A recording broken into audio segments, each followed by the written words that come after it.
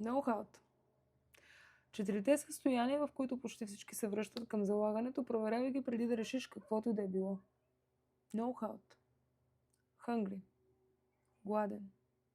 Angry. Ядосан. Lonely. Самотен. И tired. Изморен. Ако ти се случва едно от тези неща, ако си гладен, хъпни. Ако си уморен, почини си. Ако си ядосан, поговори с някой. Идеята е, че почти никога не играеме за пари, да не кажа никога. Винаги едно от тия неща. Ядосан съм, гладен съм, тъпо ми е. Така че ноу-хаут. За мен лично най-голямата ми драма е, ако съм уморена, в смисъл не съм се наспала. И другото е да не съм яла. Ако не съм спала и не съм яла, ще получа паник атака. Така че не знам как е при вас.